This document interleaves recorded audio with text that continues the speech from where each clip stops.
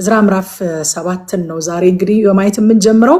ምዕራፍ 7 የእግዚአብሔርን ቤት ከመገንባት ደግሞ የእግዚአብሔርን ሕዝብ ወደ መገንባት ሲያልፍ ያሳየናል። የእዝራ መጽሐፍ ከምዕራፍ 1 እስከ 6 ትኩረት የሚያደርገው የእግዚአብሔርን ቤት ስለመገንባት ነው። ምዕራፍ 7 ደግሞ የእግዚአብሔርን ሕዝብ ስለመገንባት ይነግረናል ማለት ነው። ምክንያቱም ሕዝቡ ባልተገነባበት ሁኔታ ቤቱ ቢገነባ ምንም ትርጉም የለውም አይደለ? ይባላል እኮ አይደለ? የሰው አይምሮ ካልተገነባ የተገነባን ከተማ መልሶ ያፈርሳል ይባላል። ስለዚህ ቤተ መቅደሱ ከተገነባ በኋላ የእግዚአብሔር ቤት ከተገነባ በኋላ ደግሞ የእግዚአብሔር ሕዝብ መገንባት አለበት ማለት ነው። ቤተ መቅደሱ ተጠናቋል፣ አምልኮ ተመልሷል፣ የክህነት ስርዓት ሪስቶር ተደርጓል፣ ፋሲካን አድርገዋል።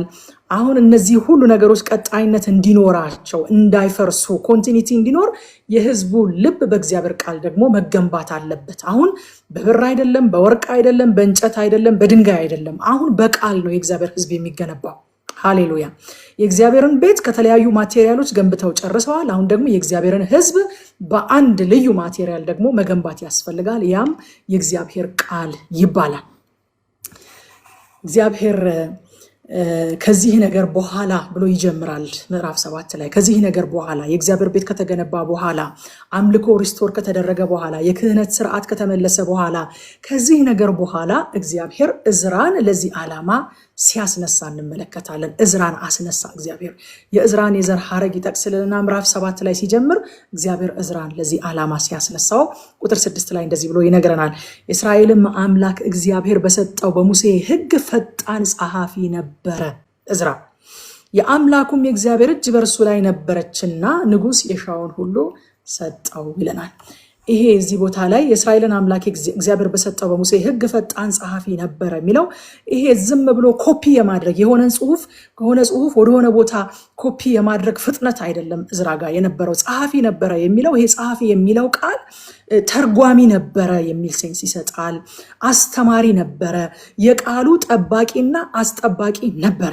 ጸሐፊ ነበረ ማለት አሁን መጽሐፍ ቅዱስ ላይ ስለ ጸሐፊዎች ስለ ቃሉ ጸሐፊዎች ሲናገር ዝም ብለው ቃሉን የሚጽፉ ከሆነ ነገር እያነበቡ ወደ ሌላ ነገር ኮፒ የሚያደርጉ ብቻ አይደሉም።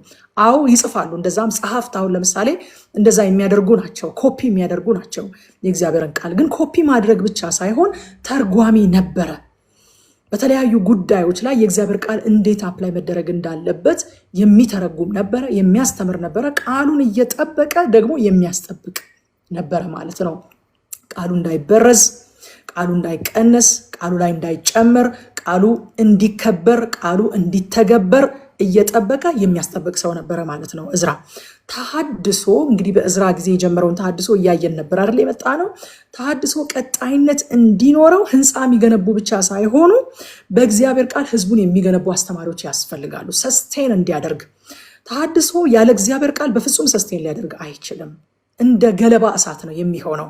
የሆነ ሰሞን ላይ ተሟሙቆ፣ የሆነ ሰሞን ላይ ተቀጣጥሎ፣ የሆነ ሰሞን ላይ ተጫጭሆ ጸጥ ለማለት ካልሆነ በስተቀር ለውጥ የሚያመጣ የሆነ በትውልድ ላይ አሻራ የሚያሳርፍ ቀጣይነት ያለው ተሐድሶ እንዲኖር ካስፈለገ የእግዚአብሔር ቃል መካከለኛ መሆን አለበት። የቃሉ አስተማሪዎች ግዴታ ያስፈልጋሉ። እንደ እዝራ አይነት የቃሉ አስተማሪዎች ግዴታ ያስፈልጋሉ። ቁጥር 10 ላይ እንደዚህ ይላል፣ እዝራም የእግዚአብሔርን ሕግ ይፈልግና ያደርግ ዘንድ ለእስራኤልም ስርዓትና ፍርድን ያስተምር ዘንድ ልቡን አዘጋጅቶ ነበረ ይላል። ይሄ በጣም በጣም እወደዋለሁ፣ አላፍርም፣ በጣም እወደዋለሁ ለማለት በጣም የምወደው ቃል ነው። ጌታ ይባረክ። ብዙ ቢሆንም ምንም ማለት አይደለም። በጣም የምወደው ቃል ነው። ደግሞም በጣም በእዝራ መጽሐፍ ላይ እጅግ በጣም በቃ ለህይወታችን ትልቅ ፕሪንሲፕል የሚሆን አስደናቂ ቃል ነው። ለዛ ነው ቅድም ጸሐፊ ማለት ተርጓሚ፣ አስተማሪ፣ የእግዚአብሔርን ቃል የሚያስጠብቅ ብቻ ሳይሆን የሚጠብቅ ጭምር ነው ያልኳችሁ። እዝራ ተርጓሚም ነው አስተማሪም ነው። የእግዚአብሔርን ቃል ደግሞ እራሱ እየጠበቀ ደግሞ የሚያስጠብቅ። ሃሌሉያ። አያችሁ፣ እዝራ እዚህ ቦታ ላይ ያደረገው ነገር መጀመሪያ የእግዚአብሔርን ሕግ ይፈልግና ያደርግ ዘንድ ራሱ እዝራ የእግዚአብሔርን ሕግ ይፈልግና ያደርግ ዘንድ፣ ከዛስ ለእስራኤልም ስርዓትና ፍርድን ያስተምር ዘንድ ልቡን አዘጋጅቶ ነበር። ኦርደሩ በጣም ወሳኝ ነው። ይሄ ኦርደር በተጣሰበት ሁኔታ ፍሬያማ መሆን አይቻልም፣ ለውጥ ማምጣት አይቻልም። እዝራ የእግዚአብሔርን ሕግ ይፈልጋል፣ ያደርጋል፣ ያስተምራል። አያችሁ፣ መፈለግ፣ ማድረግ፣ ማስተማር። ይሄ ነው ኦርደሩ መሆን ያለበት እንጂ ከማስተማር አይደለም የሚጀምረው። ከማስተማር አይደለም። ይሄ ቅደም ተከተል ከተዛባ አገልግሎት ፍሬያማ አይሆንም። የእዝራ አገልግሎት ለምን ፍሬያማ ሆነ ካላችሁ መጀመሪያ ቃሉን እዝራ ለሰው ለማስተማር ሳይሆን ለራሱ ለመኖር ነው የፈለገው፣ ለማድረግ ነው የፈለገው፣ ለመታዘዝ ነው የፈለገው። ከዛ ፈለገው፣ አደረገው፣ ቀጥሎ ለህዝቡ አስተማረው። እኛ ያልፈለግነውና ያላደረግነውን ሌሎችን አናስተምርም፣ ብናስተምርም አናፈራም። ለምን መሰላችሁ? የእግዚአብሔር ቃል እኔ የነገርኳችሁ ቃል አለ ጌታ ኢየሱስ ክርስቶስ ሕይወትም መንፈስም ነው አለ። አስደናቂ ነገሮችን ተረተረቸው የሚያስብሉ ነገሮችን አውርተን ሰዎችን ልናስደንቅ እንችላለን። ግን እኛ ያልኖርነውን ነገር፣ እኛ ለራሳችን ያልፈለግነውን ነገር ለሰዎች ብንነግራቸው እውነተኛ ለውጥን በሰዎች ሕይወት ላይ ማምጣት አንችልም። ለዚህ ነው አንዳንድ ጊዜ የሆኑ አስተማሪዎችን እየተከተላችሁ እየተደነቃችሁ ነው እኮ፣ ግን እየተለወጣችሁ አይደለም። ለምን ይመስላችኋል? እየተደነቃችሁ ነው፣ አቤት ትላላችሁ። ሰው ሲጠይቃችሁ የህይወት ምስክርነት የላችሁም። ስለዛው ሰው ትምህርት ነው የምታወሩት። እንትንን እኮ በስመ አብ እዚህ ርዕስ ላይ በቃ እንዴት እንዳስተማረ፣ ይህንን መጽሐፍማ እንዴት እንደተረተረው፣ ይህንን ነገርም በቃ ባገኛችሁት በሰማችሁት ቁጥር ያንን ሰው ተደንቃችሁ ዋው ብላችሁ ምናምን ትወጣላችሁ። ህይወታችሁ ግን አይቀየርም። ለምን መሰላችሁ? እኔ የነገርኳችሁ ቃል አለ እውቀት ብቻ አይደለም፣ ህይወትም መንፈስም ነው። ህይወት አብሮ ካላካፈላችሁ ያ ሰው ጀስት በቃ እውቀት ኢንፎርሜሽን ነው እየሰጣችሁ ያለው። ኢንፎርሜሽን ደግሞ ትራንስፎርሜሽን አያመጣም። አይገርማችሁ? ኢንፎርሜሽን ትራንስፎርሜሽን አይሰጥም፣ እውነተኛ ለውጥ አይሰጥም። ያስደንቃችኋል። ለዛ ሰው ያላችሁ ነገር እንዲጨምር ያደርጋችኋል። በጣም ስለዛ ሰው በማውራት ትሞላላችሁ፣ ግን በህይወታችሁ ላይ እውነተኛ ለውጥ አይመጣም። ምክንያቱም ያልኖረውን ነው የነገራችሁ፣ ኢንፎርሜሽን ነው የነገራችሁ።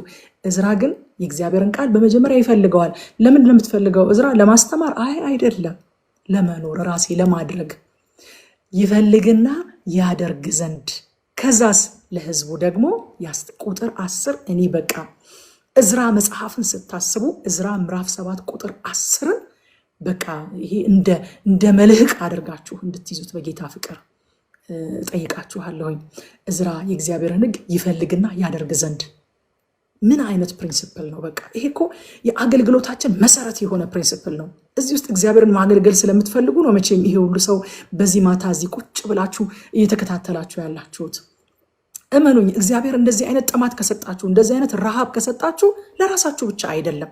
እኔ ነግራችኋለሁ አይደል? ጌታ በጣም ኃይለኛ የቃል ረሃብ ሲሰጠኝ እስከ ሌሊቱ 9 ሰዓት ድረስ መተኛት እያቃተኝ በቃ በጣም የእግዚአብሔርን ቃል ራሴ ቁጭ ብዬ መጽሐፍ ቅዱሴን ከፍቼ እያጠናው ፊቴ ይግላል በኤክሳይትመንት እና እንደዚህ እያልኩ ፊቴን እያቀዘቀዝኩኝ በጣም ከመጋሉ የተነሳ ፊቴ በጣም ከመቀጣጠል የተነሳ እንደዛ እያደረግኩኝ ከዛ የሆነ ሰዓት ላይ ቆም አድርጌ ጌታ ሆይ ይሄ ሁሉ ግን ለእኔ ብቻ ነው አልኩት። አንድ ቀን ለእኔ ብቻ ነው አይመስለኝም፣ የሆነ ትውልድማ አለ፣ ለሆነ ትውልድማ እያዘጋጀ መሆን አለበት፣ ለእኔ ብቻ አይመስለኝም አልኩት። ለእኔ ብቻ እንዳልሆነ ለቤቴ ብቻ እንዳልሆነ በጣም ያስታውቀኝ ነበረ።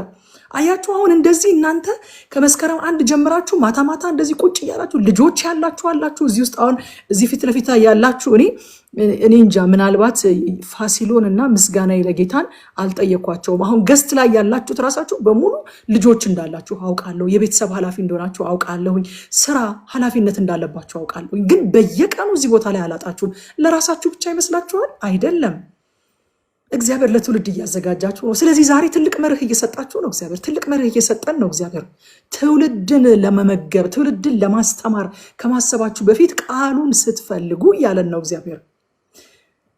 ለማድረግ ፈልጉት፣ ለመኖር ፈልጉት፣ ለህይወት ፈልጉት። ከዛ በኋላ የተረፈው ያጠጣል፣ ያረካል፣ ያጠግባል፣ ያረሰርሳል፣ እንዲያፈሩ እንዲያበቅሉ ውጤታማ እንዲሆኑ ያደርጋል። ሃሌሉያ። ያፈራችሁበት ነገር ለሌሎች ስትሰጡት ፍሬያማ ያደርጋል። እና ይሄ ቁጥር 10 ትልቅ ፕሪንሲፕል ነው። ዛሬ እንደው 4 ምዕራፍ ባይሆን እኔ ቁጥር 10 በጣም የምወደውና ሁል ጊዜ ከያዝኩት የማይለቀኝ እግዚአብሔር ቃል ክፍል ነው። በጣምም ደግሞ የጠቀመኝ እግዚአብሔር ቃል ክፍል ነው። በቃ ለራሳችን አሜን፣ በቃ ለራሳችን ወደ ነው የእግዚአብሔርን ቃል ለመታዘዝ ለማድረግ የእግዚአብሔርን ቃል ደግሞ ለማስደነቅ ሳይሆን ደግሞ አዋቂ ለመባል ሳይሆን የእግዚአብሔርን ቃል ለማድረግ ስናጠናው ለማድረግ ስንፈልገው ከዛ በኋላ ለማስተማር ስንነሳ ያምርብናል። ለማስተማር ስንነሳ ሰዎችን እንጠቅማለን። የምናስተምራቸውን ሰዎች ፍሬያማ እናደርጋለን። በህይወታቸውም ላይ እውነተኛ ለውጥ ይመጣል። አዘርዋይስ እንዳልኳችሁ ነው። ኢንፎርሜሽን ሰጥተን ትራንስፎርሜሽን እንዳንጠብቅ። ህይወታችሁ ትራንስፎርም አልሆን ካሏችሁ በእውቀት እየተደነቃችሁ አንዳንድ ጊዜ እኔ ቆም ብላችሁ እንድትጠይቁ ማበረታታችኋለሁኝ። ምንድን ነው ፎሎ እያደረግኩ ያለሁት? አያችሁ፣ ህይወትና መንፈስም አብሮ ሊያካፍላችሁ ይገባል። አንዳንድ ሰው አስደናቂ ኢንፎርሜሽን እና ስንፍና አብሮ እንደሚያካፍላችሁ ታውቃላችሁ። መንፈሳዊ ነገር መንፈስን የመካፈል ነገር አለበት። መንፈስን የመካፈል ነገር አለበት። ትምህርት ብቻ አይደለም። እኔ አሁን እዚህ ጋር ቁጭ ብዬ እያካፈልኳቸው ያለሁት መንፈስ ነው እያካፈልኳቸው ያለሁት፣ ፓሽን ነው እያካፈልኳቸው ያለሁት፣ ፍቅር ነው እያካፈልኳቸው ያለሁት፣ እምነት ነው እያካፈልኳቸው ያለሁት፣ ቅንዓት ነው እያካፈልኳቸው ያለሁት፣ ህይወት ነው እያካፈልኳቸው ያለሁት። ስለዚህ ምንድን ነው እየተካፈልኩ ያለሁት?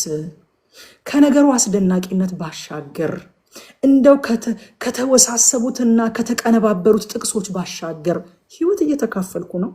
ህይወቴ ትራንስፎርምድ እየሆነ ነው። አንዳንድ ነገሮች ላይ መጨከን እየቻልኩኝ ነው።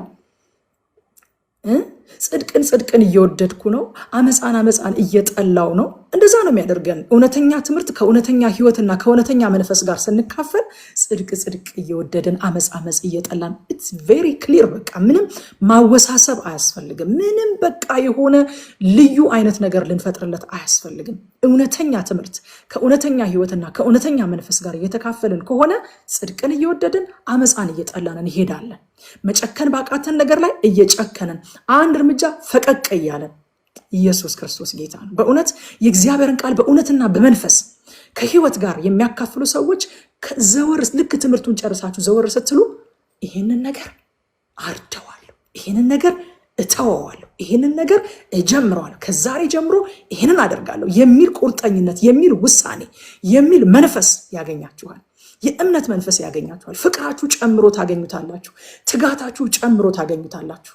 አይደለም? የእግዚአብሔር ቃል እንደዛ ነው የሚያደርገው።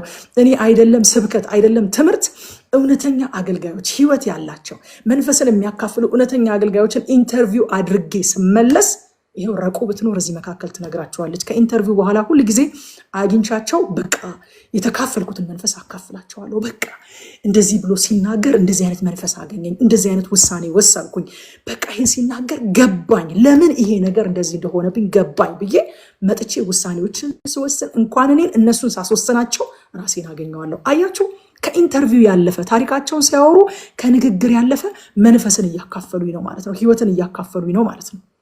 ጌታ ይባረክ። ኢንተርቪው እንኳን ስናይ ህይወት እንካፈላለን፣ መንፈስ እንካፈላለን። እኔ ሰኔ ሲመጣ 3 ዓመት ይሆናል ፓስተር ታምራት ኃይሌን ኢንተርቪው ሳደርግ በህይወቴ በጣም ትልቅ ውሳኔ ወስኛለሁ። ስብከት እየተሰበኩ አይደለም፣ ቁጭ ብዬ መጽሐፍ ቅዱስ እያጠናው አይደለም፣ ወይንም የሆነ ጾም ጸሎት ገብቼ ዘግቼ ጾም ጸሎት ገብቼ አይደለም። ያንን ትልቅ ውሳኔ በህይወቴ የወሰንኩት እዛችው ስፖርት ላይ ቁጭ ብዬ ፓስተር ታምራት ኃይሌን ኢንተርቪው እያደረግኩኝ ነው። በጣም ትልቅ ውሳኔ። በቃ እዛችሁ ቁጭ ብዬ ኢንተርቪው እያደረግኩኝ ህይወትን አካፈለኝ ፓስተር፣ መንፈስ አካፈለኝ። በቃ ነገሩ እንደዚህ ባደርገው እያልኩኝ ስጨነቅበት የነበረውን ሳመነታበት የነበረውን ጉዳይ የሆነ መንፈስ አካፈለኝ ፓስተር፣ ኢንተርቪው ላይ ማለት ነው። እዛው ቦታ ላይ እያለቀስኩኝ ነበር ኢንተርቪውን ስሰማ የነበረው። ልክ የሆነ ልብ የሚነካ ስብከት እንደሚሰማ ሰው ወይንም ደግሞ የሆነ የጸሎት ፕሮግራም የአምልኮ ፕሮግራም ላይ እንዳለ ሰው እያለቀስኩኝ እንደዚህ ሶፍት ይዤ እያለቀስኩኝ በአይን እየጠረኩ ነበር ኢንተርቪውን ስሰማ የነበረው። አያችሁ፣ እሱ ሲያወራልኝ የነበረው እኮ ጅስት በቃ ስለ ክርስቲያኒቲ ጠይቄው የዘመናችን ክርስትና ምን ይመስላል ምናምን በሚል አይነት ሁኔታ ላይ እያወራን ያለውን ኦብዘርቬሽን ነው እየነገረኝ የነበረው። ስብከት እንኳን አይደለም፣ ቃል ጠቅሶ እንኳን አልነበረም እየነገረኝ የነበረው። ግን ከሚያናግረኝ ንግግር ህይወትን አካፈለኝ፣ መንፈስን አካፈለኝ እና በጣም ትልቅ ውሳኔ በህይወቴ ላይ ወሰንኩኝ። አያችሁ ወዳጆቼ፣ ሁሉ ነገር መንፈሳዊ ነው። የኛ ነገር መንፈሳዊ ነው። የኛ ነገር መንፈሳዊ ነው። የሚኖሩትን የሚያካፍሏችሁ ሰዎች ህይወታችሁ ላይ ትራንስፎርሜሽን ያመጣሉ። በጣም ባልተወሳሰበ መንገድ ነግሯችሁ ማለት ነው። ብዙ ጊዜ ሰባኪዎች ሲጠቀሙት የምትሰሙት አንድ ምሳሌ አለ።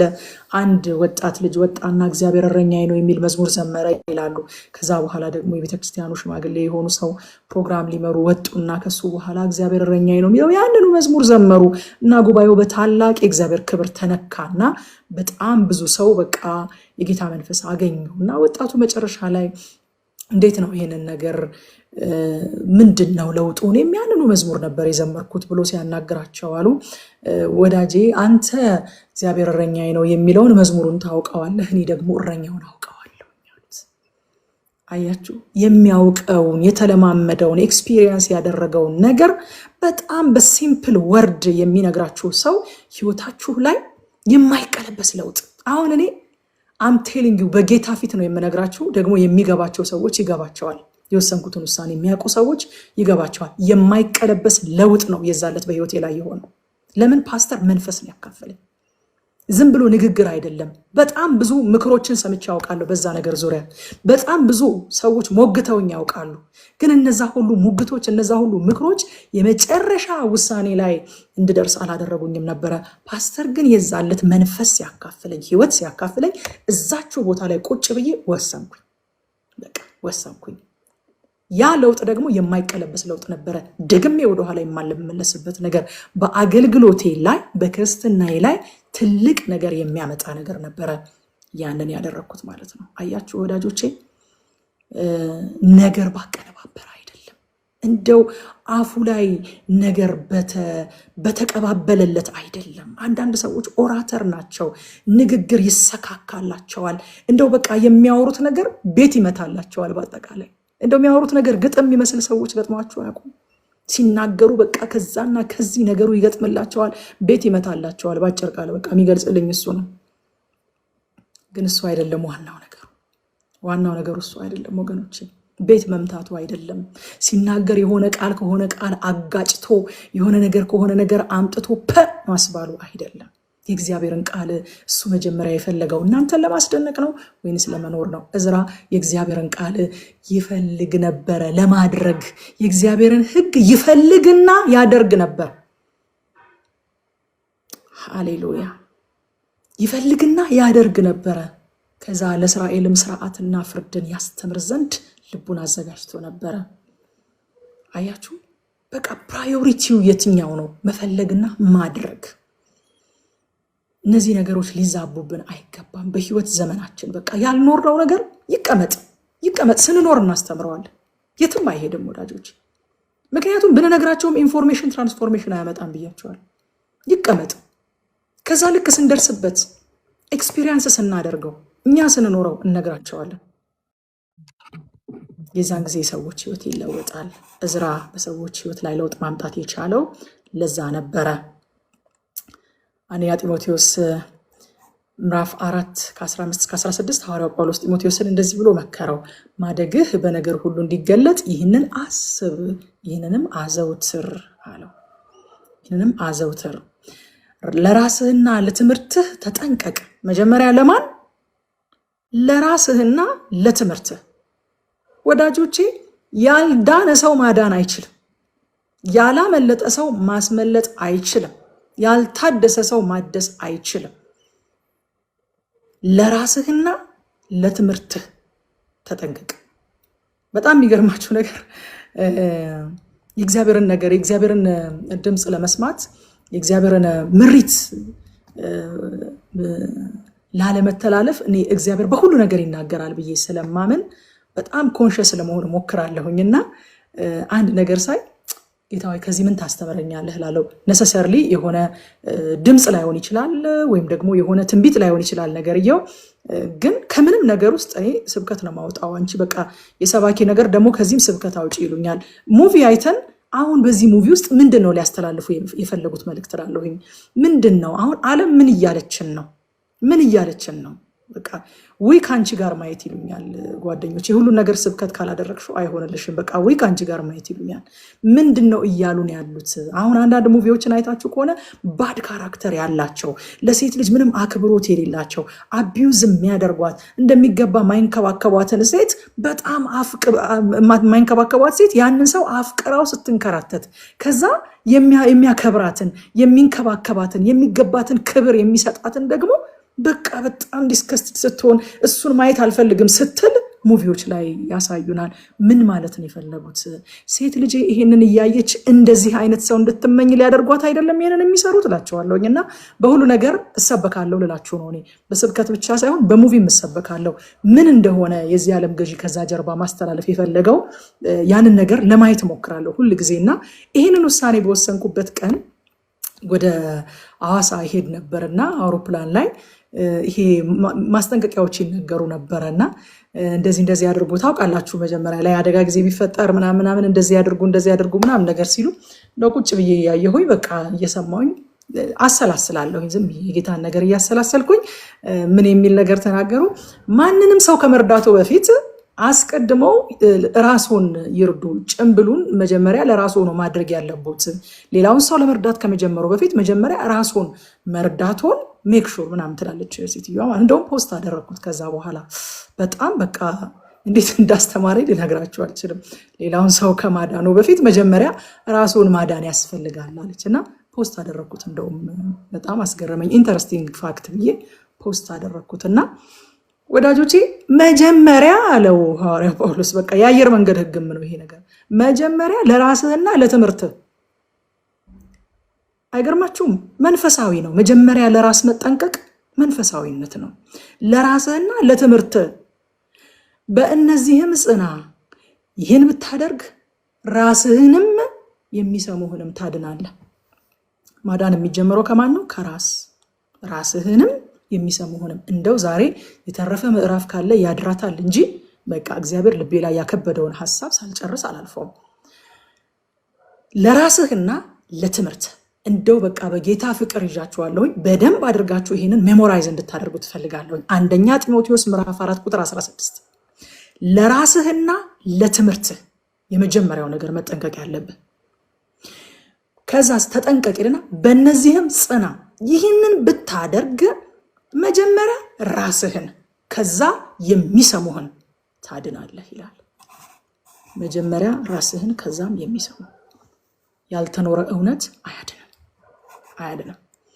ከዛ በኋላ ከቁጥር 11 እስከ 26 ድረስ እግዚአብሔር እንደገና የንጉሱን ልብ ሲያነሳሳ እናያለን። የንጉሱን ልብ እግዚአብሔር አስነሳ። ከዛ በኋላ ትእዛዝ አወጣ። ፈቃደኛ የሆኑ ሰዎች ከአንተ ጋር መሄድ የሚፈልጉ ወደ ኢየሩሳሌም ይሂዱ አብረው ብሎ ፈቃድ ሰጠ። በፈቃዳቸው የሚሰጡን ስጦታ ደግሞ ሁሉ ውሰድ። እኛም የሰጠን ስጦታ አለ፣ ሌሎችም የሰጡን ስጦታ ውሰድ ብሎ አዘዘው። የሚያስፈልግህን ሁሉ ደግሞ ከዚህም በላይ ተጨማሪ ሰዎች በፈቃዳቸው ከሰጡ፣ እኛም አለቆችም በፈቃዳችን ከሰጠንህ ውጪ የሚያስፈልግህ ስጦታ ካለ፣ የሚያስፈልግህ ነገር ካለ ከንጉሱ ቤተ መዛግብት ውሰድ አለውና ንጉሱ እዝራን የሚጠራበት ስም በጣም ደስ ይለኛል። የሰማይ አምላክ ሕግ ጸሐፊው እዝራ እያለ ነው የሚጠራው። የሰማይ አምላክ ሕግ ጸሐፊው እዝራ ልክ እንደ ማዕረግ ስም ሆኖት ነበረ ማለት ነው። ንጉሱ እዝራን የሚጠራበት የማዕረግ ስም ነበረ። የሰማይ አምላክ ሕግ ጸሐፊው እዝራ ይለው ነበረ። አያችሁ ወዳጆቼ፣ ማዕረጋችን የሚወጣው ከሰማይ አምላክ ጋር ባለን ግንኙነት ነው። እዝራ እኮ አንድ ስደተኛ፣ አንድ ምርኮኛ፣ አንድ ንጉስ እሱ ዘንድ ምንም አይነት ኢንተረስት ሊኖረው የማይችል ተርታ ሰው ነው እዝራ። እንዴት ነው ንጉስ እንደዚህ አይነት ትእዛዝ ስለሱ የሚሰጠው? እንዴት ነው የሚያስፈልገውን ነገር ሁሉ አድርጉለት የሚለው ካላችሁ፣ የእዝራ ማዕረግ የወጣው የእዝራ ክብር የወጣው እዝራ ከእግዚአብሔር ጋር ካለው ግንኙነት ውስጥ። ሃሌሉያ! ኢየሱስ ጌታ ነው። ክብራችን ከእግዚአብሔር ጋር ካለን ግንኙነት ነው የሚወጣው። ክብራችን ማዕረጋችን ከእግዚአብሔር ጋር ካለን ቅርበት ነው የሚወጣው። በሱ ዘንድ ካለን ፖዚሽን ነው የሚወጣው። ከማንነታችን አይደለም፣ ከታሪካችን አይደለም፣ ከእውቀታችን አይደለም። እኛማ ማነን?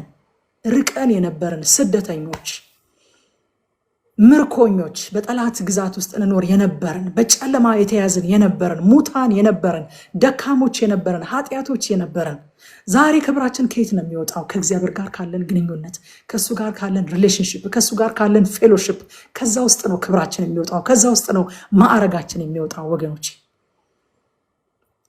መንፈሳዊ ዓለም የሚያቀን በነገራችን ላይ በዲግሪያችን አይደለም፣ በፒኤችዲያችን አይደለም፣ አካውንታችን ውስጥ ባለው ብር አይደለም፣ በየትኛውም ነገር አይደለም። መንፈሳዊ ዓለም የሚያውቀን ከእግዚአብሔር ጋር ባለን ግንኙነት ነው። የአስቄዋ ልጆች ታስታውሷቸዋላችሁ አይደለም? ጳውሎስ በሚጠራው በጌታ በኢየሱስ ስም እንድትወጣ እናምልሃለን አሉት።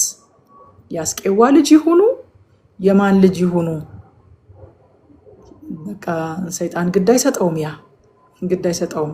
ኢየሱስን አውቀዋለሁኝ አለ። አውቀዋለሁ ኢየሱስን አለቅነትና ማዕረጌን ክብሬን ገፎ እንዴት እንዳዋረደኝ፣ እንዴት እንደሚያንቀጠቅጠኝ፣ እንዴት እንደሚገዛኝ ኢየሱስን አውቀዋለሁ። ጳውሎስንም አውቀዋለሁ።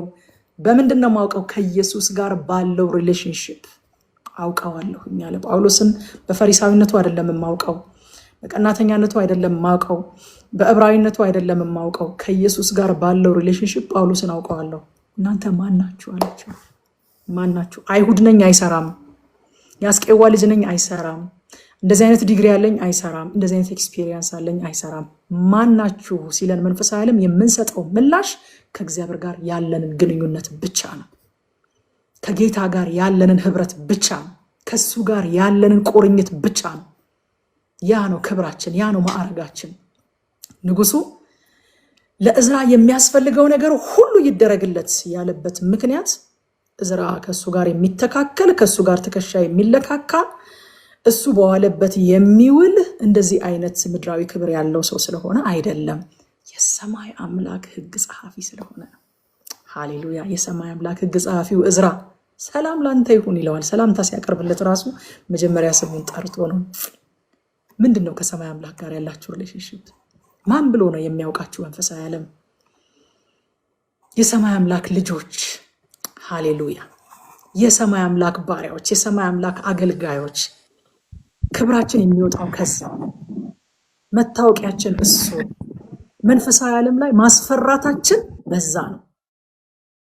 በተቀባበለ የአንደበታችን ቃል አይደለም። ማስፈራታችን፣ ማስደንገጣችን፣ በመንፈሳዊ ዓለም ላይ ያለን ተጽዕኖ ፈጣሪነታችን ከሰማይ አምላክ ጋር ያለን ሪሌሽንሺፕ፣ ከሰማይ አምላክ ጋር ያለን ግንኙነት ነው። ንጉሱን ቁጭ ብድግ ያደረገው እዝራን የማይታዘዝ ሰው፣ እዝራ ሲሰራ እዝራን የሚያደናቅፈው ሰው፣ የቤቱ ምሰሶ ተነቅሎ በምሰሶ ላይ እሱ ይሰቀልበት ብሎ ትእዛዝ እስኪሰጥ ድረስ ለእዝራ እንደዚህ እንዲገዛለት ያደረገው የሰማይ አምላክ ሕግ ጸሐፊ ስለነበረ ነው። ቁጥር 27 እስከ 28 በኢየሩሳሌም ያለውን የእግዚአብሔርን ቤት ያሳምር ዘንድ አለ እዝራ እንደዚህ ያለውን ነገር በንጉሱ ልብ ያኖረ፣ በንጉሱም በአማካሪዎቹም በንጉሱም ኃያላነ አለቆች ሁሉ ፊት ምሕረቱን ወደ እኔ የላከ የአባቶቻችን አምላክ እግዚአብሔር ይባረክ። እኔም በላይ ባለችው በአምላኬ በእግዚአብሔር እጅ በረታው፣ ከኔም ጋር እንዲወጡ ከእስራኤል ዘንድ አለቆችን ሰበሰብኩ አለ። ገረመኝ በጣም። እዝራ የንጉሱን ሙሉ ድጋፍ የንጉሱን ሙሉ አቅርቦት አግኝቶ ግን የብርታቱ ምንጭ በላዩ ያለችው የአምላኩ እጅ እንደሆነች ደግሞ ይመሰክራል። አይገርማችሁም? ከንጉሱ አብሮነት የተነሳ ከንጉሱ አቅራቦት የተነሳ ከንጉሱ ትብብር የተነሳ በረታሁኝ አይልም። ንጉሱ የሰማይ አምላክ እግዚአብሔር ልቡን አነሳስቶት ነው ይሄንን ያሰበዋል። ክብሩን የንጉሱ ልብ ስለመነሳሳቱ ራሱ ክብሩን መልሶ የሰጠው ለእግዚአብሔር ነው። እግዚአብሔር ልቡን ስላነሳሳ ነው አለ። ቤቱን ያሳምር ዘንድ እንዲህ ያለውን ነገር በንጉስ ልብ ያኖረ እግዚአብሔር የተመሰገነ ይሁን። ከዛ ደግሞ በንጉሱ በአማካሪዎቹ በንጉሱም ኃያላን አለቆች ሁሉ ፊት ምሕረቱን ወደ እኔ የላከ። አያችሁ፣ በንጉሱ ፊት ሞገስ ያገኘሁት እኔ በጣም ተወዳጅ ሰው ስለሆንኩኝ ነው። ከንጉሱ ጋር ጥሩ ሪሌሽንሺፕ ስላለኝ ነው። ሬፑቴሽን መልካም ስለሆነ ነው አይደለም ያለው። የንጉሱን ድጋፍ ያገኘሁት፣ በንጉሱ ፊት ሞገስ ያገኘሁት እግዚአብሔር ምሕረት አብዝቶልኝ ነው አለ። ምሕረት አብዝቶልኝ ነው። አንድ ነገር ያለኝ እኔ በንጉስ ፊት የሚታይ ነገር ያለኝ የእግዚአብሔር ምሕረት ነው አለ። ሃሌሉያ! ተሐድሶ የሚጸናው በእግዚአብሔር ቃል ትምህርት ነው። ሁለተኛ ጢሞቴዎስ ምዕራፍ 3 ከ16 እስከ 17 ድረስ እንደዚህ ይላል። የእግዚአብሔር ሰው ፍጹምና ለበጎ ስራ ሁሉ የተዘጋጀ ይሆን ዘንድ የእግዚአብሔር መንፈስ ያለበት መጽሐፍ ሁሉ ለትምህርትና ለተግሳጽ ልብንም ለማቅናት በጽድቅም ላለው ምክር ደግሞ ይጠቅማል። ይሄ መጽሐፍ የእግዚአብሔር መንፈስ ያለበት መጽሐፍ፣ ሃሌሉያ፣ ፍጹምና ለበጎ ስራ ሁሉ የተዘጋጀን እንድንሆን ያደርገናል። ኮምፕሊት እንድንሆን፣ ፍጹማን ኮምፕሊት እንድንሆን፣ ለበጎ ስራ ሁሉ የተዘጋጀን እንድንሆን የእግዚአብሔር መንፈስ ያለበት ይሄ መጽሐፍ ያስተምረናል፣ ይገስጸናል፣ ልባችንን ያቀናል፣ በጽድቅ ደግሞ ይመክረናል። ስለዚህ ተሐድሶ የሚጸናው በእግዚአብሔር ቃል ትምህርት ነው። ደግሞስ ማስተማር ያለብን የምናደርገውን ነው። ማቴዎስ ወንጌል ምዕራፍ 5 ቁጥር 19 ጌታ እንደዚህ አለ፣ እንግዲህ ከነዚህ ከሁሉ ካነሱት ትእዛዝ አንዲቱን የሚሽር ለሰውም እንዲሁ የሚያስተምር ማንም ሰው በመንግስተ ሰማያት ከሁሉ ታናሽ ይባላል አለና፣ የሚያደርግ ግን የሚያስተምርም ማንም ቢሆን እርሱ በመንግስተ ሰማያት ታላቅ ይባላል አለ። አያችሁ፣ ስለ ቃሉ ራሱ ስለ ቃሉ አስተማሪነት እንዴት ሽልማት የሚያስገኝ መሆኑ ሲናገር ጌታ የሚያደርግ የሚያስተምርም አለ። የሚሸለመው ለካ ጀስት የሚያስተምር አይደለም፣ የሚያደርግ የሚያስተምርም እርሱ በመንግስተ ሰማያት ታላቅ ይባላል። ስለዚህ የምናስተምረው የምናደርገውን መሆን አለበት ማለት ነው። ስልጣናችን የሚሰራው የታዛዥነታችንን ያክል ነው። የምንናገረው የእግዚአብሔር ቃል ሰዎች ጋር ሄዶ ስልጣን የሚኖረው ሰዎች ጋር ሄዶ ፍሬ የሚያፈራው የታዛዥነታችንን ያክል ነው። በመንፈሳዊ ዓለም ላይ የሚከብደው የታዛዥነታችንን ያህል ነው። ከእግዚአብሔር ጋር ያለንን ሪሌሽንሺፕ፣ ከሱ ጋር ያለንን መልካም ግንኙነት ያህል ነው። እውነተኛ አዳሾች የእግዚአብሔርን ቃል ይፈልጋሉ፣ ያደርጋሉ፣ ያስተምራሉ። ፍጥረት የሚያውቀን ከእግዚአብሔር ጋር ባለን ግንኙነት ነው። የብርታታችን ምንጭ ደግሞ ራሱ እግዚአብሔር ነው። እንደ ዕዝራ ይሄን ሁል ጊዜ እውቅና ልንሰጥ ያስፈልጋል። አቤት ዛሬ ሰዓቱ። ምዕራፍ 8 ላይ ገባለሁ። ምዕራፍ 8 ከዕዝራ ጋር ከስደት የተመለሰው ህዝብ ሲቆጠር አገልጋይ የሚሆኑ ሌዋውያን ታተው ከዛ በኋላ ለዛ የሚሆን መፍትሄን አቅርቦ ዕዝራ እነዛ ሌዋውያን ሲገኙ የምናይበት ነው። ዕዝራ ጾም ጸሎት ያወጀበት ክፍል ነው። ለቤተ መቅደሱ ስጦታዎች የቀረቡበት ክፍል ነው። ህዝቡ ደግሞ ወደ ኢየሩሳሌም መመለሱን የምናይበት ክፍል ነው። እንግዲህ ምዕራፍ 7 የህዝቡ ልብ በእግዚአብሔር ቃል መስራት ላይ ነበር ያተኮረው ብለናል። ከምዕራፍ 1 እስከ 6 ድረስ የእግዚአብሔርን ቤት መስራት ነው። ምዕራፍ 7 ደግሞ የእግዚአብሔርን ህዝብ መስራት ላይ ነው ያተኮረው። የእግዚአብሔር ህዝብ ልብ በእግዚአብሔር ቃል ሊታነጽ ያስፈልግ ነበረ። ምዕራፍ 7 እዛ ላይ ነበረ ያተኮረው ብለናል። ምዕራፍ 8 ደግሞ በእምነት እግዚአብሔርን ስለመታዘዝ ነው የሚያስተምረው። ልባቸው ተሰራ። አሁን ደግሞ በእምነት ስለመታዘዝ ደግሞ ያስተምራቸዋል። እግዚአብሔር ምሪትን ሲሰጥ በእምነት ታዘን መውጣት ደግሞ ከኛ የሚጠበቅ ነገር ነው። ከቁጥር 1 እስከ 14 ከስደት ተመላሾችን ስም ዝርዝር ነው የሚያቀርበው። ይሄ ከስደት ተመላሾች ስም ዝርዝር በምናይበት ሰዓት ወዳጆቼ የመጽሐፍ ቅዱስን እውነተኛ መጽሐፍነትም እኮ ነው የሚያስረዳን። እነዚህ ሰዎች እኮ በነገራችን ላይ አይሁዳውያን እኮ መጽሐፉን ሲያነቡ እኮ እኛ እንደምናየው ይህ አሰልቺ ስም ዝርዝር አይደለም የሚሉት። የአባቶቻቸውን ቤቶች የስም ዝርዝር እኮ ነው የሚያነቡት። የመጽሐፍ ቅዱስን እውነተኛነትም እኮ ነው የሚያሳየን። መጽሐፍ ቅዱስ የሆኑ ኢንተረስቲንግ የሆኑ ልብ አንጠልጣይ ታሪኮች ተለቅሞ የተጻፉበት የሆነ ልብ ወለድ መጽሐፍ አለመሆኑን፣ እውነተኛ መጽሐፍ መሆኑን፣ እውነተኛ ታሪክ የያዘ መጽሐፍ መሆኑን፣ የተመረጡ ልብ አንጠልጣይ ታሪኮች የተጻፉበት መጽሐፍ አለመሆኑን የምናይበት መጽሐፍ ነው። የምናይበትን መንገድ ነው። እነዚህን የስም ዝርዝሮች በምናይበት ጊዜ የእያንዳንዱ ሰው መጠቀስ የሚያሳየን እግዚአብሔር ለእያንዳንዱ ሰው በግል ዋጋ እንደሚሰጥም ጭምር ነው። እግዚአብሔር የኢንዲቪጁዋልስ አምላክ ነው፣ የግለሰቦች አምላክ ነው። ከዚህ በፊትም አይተናል አይደለ? በጣም በቃ ከእግዚአብሔር ባህሪ የሚያስደስተኝ እኔን በግሌ ያየኛል። ግርግር ውስጥ ገብቼ አልጠፋበትም። በቃ እናት እኮ በብዙ ልጆች መካከል የልጇን ድምፅ ለይታ ታውቃለች አይደለ?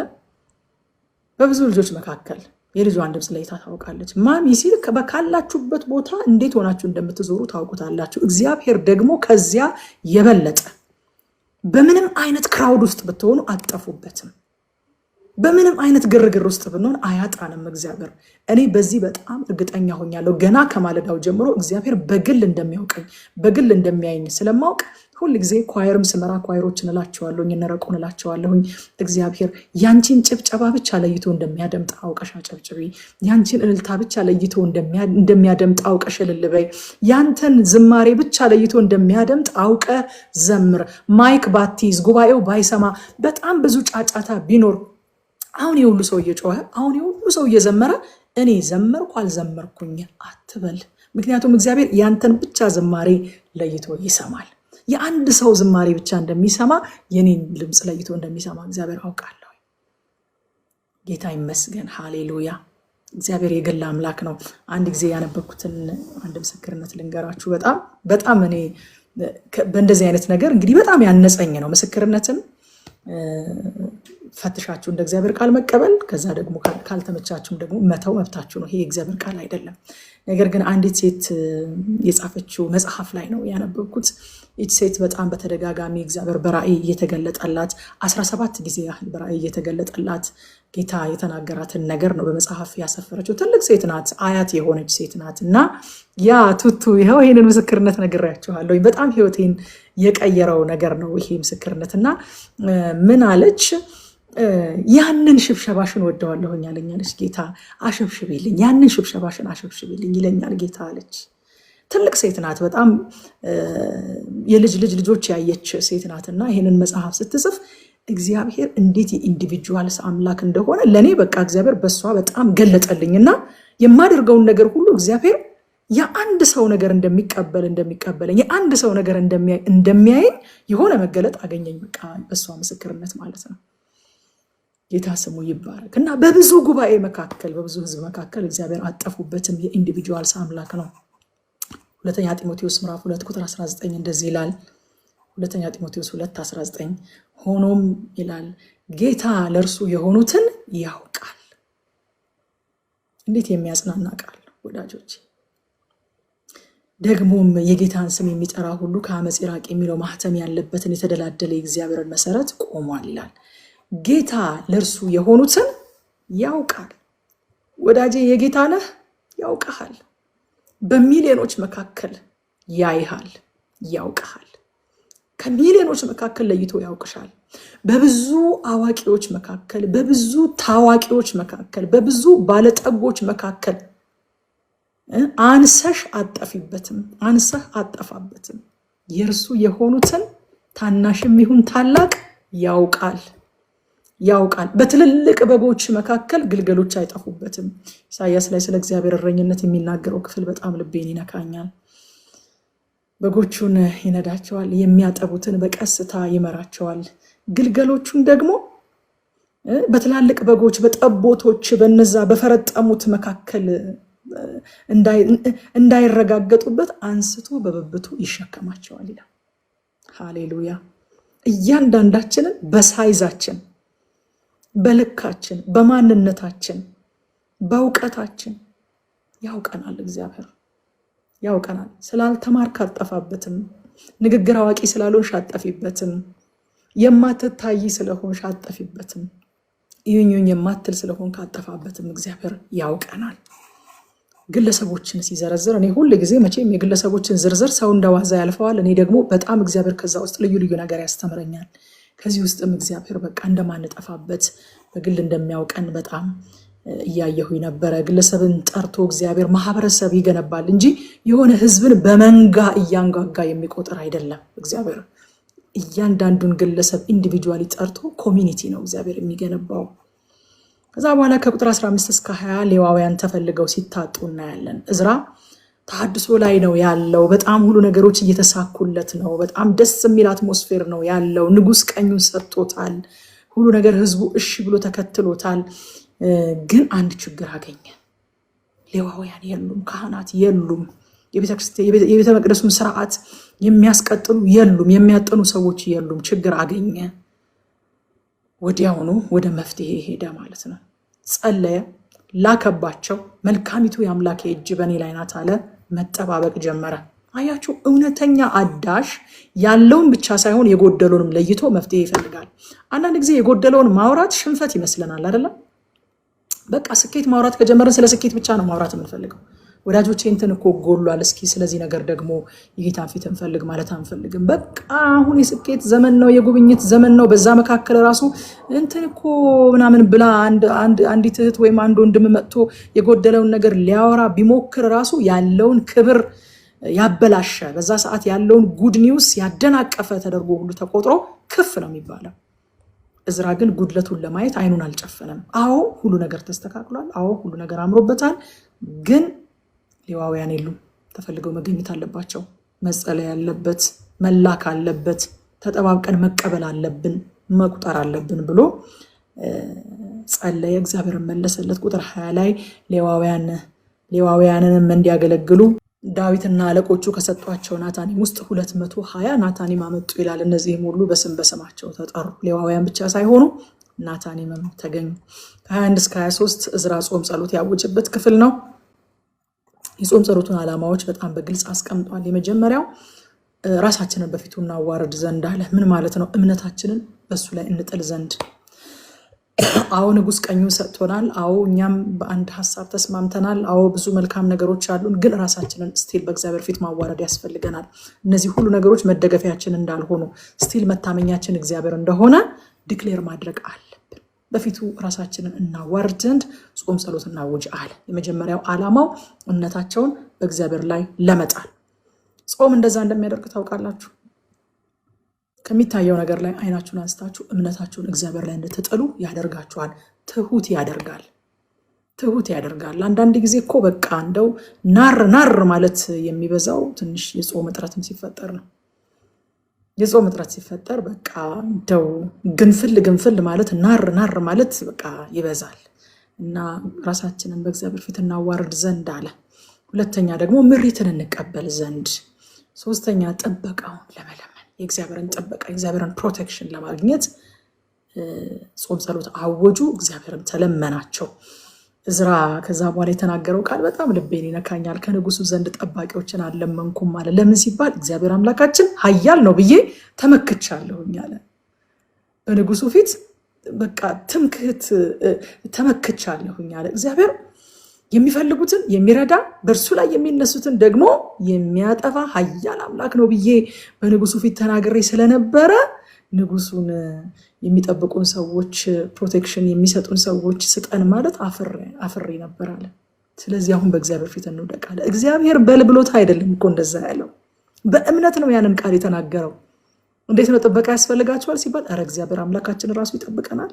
እኛ የምናመልከው አምላክ እኮ የሚፈልጉትን የሚወዱትን የሚረዳ ደግሞ በሱ ላይ የሚነሱትን በመንገዱ ላይ የሚቆሙትን ደግሞ የሚያጠፋ ኃያል አምላክ ነው ብዬ ተናግሬ ነበርና ጠባቂዎችን ሳሊዝ ነው የመጣሁት። ስለዚህ በእግዚአብሔር ፊት እንውደቅ አለ። ከንጉሱ ዘንድ ጠባቂ ያለመነው በእምነት ነበረ። ያንን እምነቱን ይዞ ደግሞ በእግዚአብሔር ፊት ወደቀ።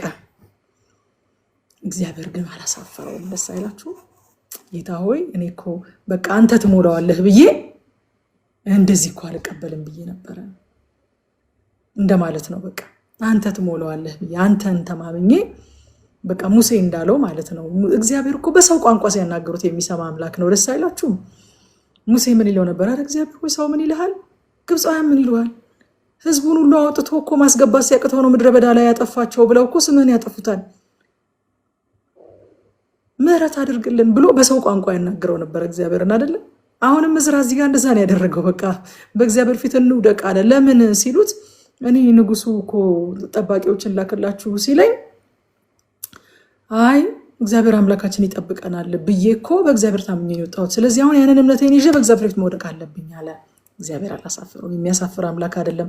ሙሴን እኮ አላሳፈረውም። አዎ እስራኤል በድለውታል፣ እግዚአብሔር አስቆጥተውታል እኮ ግን ሙሴ ስምህን ያጠፉታል እኮ እግዚአብሔር ወይ ግብፃውያን ምን ይሉሃል ሲለው እሺ ብሎ ሲለመነው አይተናልና እግዚአብሔር በሰው ቋንቋ የሚለምኑትንም የሚለመን አምላክ ነው። ሁለተኛ ቆሮንቶስ ምዕራፍ 5 ቁጥር 7 ላይ ሐዋርያው ጳውሎስ እንደዚህ ያለ እንግዲህ ሁል ጊዜ ታምነን በእምነት እንጂ በማየት አንመላለስምና በስጋ ስናድር ከጌታ ተለይተን በስደት እንዳለን የምናውቅ እያለ ይቀጥላል። እንግዲህ ሁል ጊዜ ታምነን በእምነት እንጂ በማየት አንመላለስም። እዝራ ይህንን ነገር የተናገረው በእምነት ነው፣ አይቶ አይደለም። እግዚአብሔር ነብይ ልኮለት አይደለም። በእምነት ግን እግዚአብሔር ይጠብቀናል አለ። ከዛስ ያችን የተናገራትን ቃል ይዞ ደግሞ እግዚአብሔር ፊት ወደቀ። እግዚአብሔርም አላሳፈረው። እንደዚህ አይነት አሰራርም አለ ልላችሁ ነው። መንፈሳዊ ዓለም እግዚአብሔርን ታምናችሁ በእምነት እግዚአብሔር ያደርግልኛል ትላላችሁ። ከዛ ያንን ያላችሁትን ነገር ይዛችሁ ደግሞ በእግዚአብሔር ፊት ትወድቃላችሁ። ጌታ ሆይ ትፈውሳለህ ብያለሁኝ፣ ጌታ ሆይ ታደርጋለህ ብያለሁኝ፣ ጌታ ሆይ አንተ ትሞላዋለህ ብያለሁኝ ብላችሁ በእግዚአብሔር ፊት ትወድቃላችሁ። እግዚአብሔር ይሰማል። ቸር አምላክ አያሳፍርም። ስሙ ይባረክ። ከቁጥር 24 እስከ 30 ለእግዚአብሔር ቤት ዕቃ ጠባቂዎችን ሲለይ እናያለን፣ ሲመርጥ እናያለን። አያችሁ ዕዝራ ተሐድሶ በግዴለሽነት አይደለም ተሐድሶ እንዲቀጥል ያደረገው፣ በጥንቃቄ ነው ተሐድሶውን ያሰው። ጥንቃቄ የሚያስፈልጋል ማለት ነው። ዕቃውን የሚጠብቁ ሰዎችን ሲሾም እናየዋለን። ከ31 እስከ 36 ደግሞ እግዚአብሔር እንዴት እንደጠበቃቸውና በሰላም እንዳደረሳቸው እናያለን። ከዛ በኋላ ዕዝራ ስኬቱን ከጾም ጸሎታቸው ጋር ወይንም ከረዷቸው ሰዎች ጋር አያስተሳስረውም።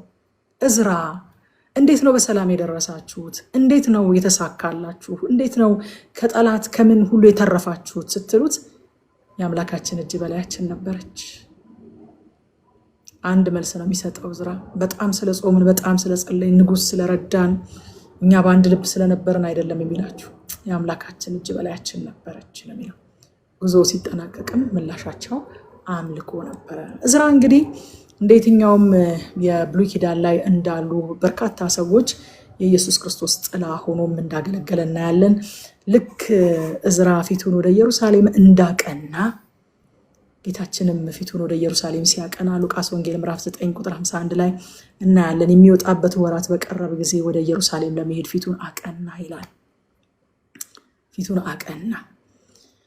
ልክ ዕዝራ የኢየሱስ ጥላ ሆኖ እንዳሳየን ጌታችንም በአባቱ እንጂ በምድራዊ ጥበቃ አይተማመንም ነበረ። ፊቱን ወደ ኢየሩሳሌም ሲያቀና በርካታ ተግዳሮቶች እንደሚኖሩ ያውቃል፣ አሳልፈው እንደሚሰጡት ያውቃል። ነገር ግን በአባቱ እንጂ በምድራዊ ፕሮቴክሽን አይተማመንም ነበረ። ዕዝራም ያደረገው ያንን ነበረ።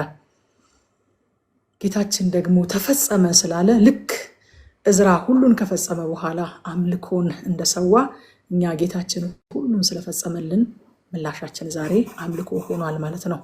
የእግዚአብሔር እጅ ዛሬም በሚፈልጓት ላይ ናት ወዳጆቼ። ያዕቆብ እንደዚህ ያለ፣ ያዕቆብ ምዕራፍ 4 ቁጥር 8 ላይ ወደ እግዚአብሔር ቅረቡ አለ፣ ወደ እናንተም ይቀርባል። እናንተ ኃጢአተኞች እጃችሁን አንጹ፣ ሁለት ሐሳብ ያላችሁም እናንተ ልባችሁን አጥሩ እያለ ይቀጥላል። እግዚአብሔር ዛሬም በሚፈልጉት ላይ መልካሚቱ እጁ ለመልካም ትሆናለች። ጌታ ይባረክ። ወደ ምዕራፍ 9 አልፋለሁ። አቤት ዛሬ አዳር ነው መሰለኝ ጥናቱ። አዳር የመጽሐፍ ቅዱስ ጥናት ቢኖር ደስ አይላችሁ? ሐዋሳ ላይ አብረን ያገለገልን አንዲት ኃያል ሴት ነብይት ቤቲ ትባላለች እና ስለ አዳር የመጽሐፍ ቅዱስ ጥናት እየነገረችኝ በጣም በቃ በቤተክርስቲያናቸው ድሮ አዳር የመጽሐፍ ቅዱስ አዳር ጸሎት ሁሉ ጊዜ ይባላል አለችና አዳር የመጽሐፍ ቅዱስ ጥናት ግን ለምንድን ነው የሌለው ብዬ ለቤተክርስቲያን ፕሮፖዝ አደረኩኝ አለችና አዳር የመጽሐፍ ቅዱስ ጥናት አስጀምርኩኝ አለችና ሰዎች በቃ በግድ እንቅልፋቸውም እየመጣ ቆመው ወንፊታቸውን እየታጠቡ ምናምን ሁሉ አዳር የመጽሐፍ ቅዱስ ጥናት አስጀመረናለች። ከዛ በኋላ ግን ከዛ ውስጥ የወጡ ኃያላን ዛሬ ቤተክርስቲያን የተከሉ ቤተክርስቲያን የሚመሩ ነቢያት የተለያየ አይነት አገልግሎት ውስጥ ያሉ ሆኖ ብላ ምስክርነት እየነገረች ነበርና አዳርም ቢሆን ምንም አይደለም ብላችሁ ነው በዚህ አጋጣሚ። እና ወደ ምዕራፍ 9 ስንገባ ምዕራፍ 9 ላይ እንግዲህ ሌላ በጣም የሚያስደነግጥ ዜና ሲሰማ እናያለን። ከአሕዛብ ጋር ስለተደረገ ጋብቻ ዕዝራ በጣም ሲደነግጥና ሲጸልይ እናያለን።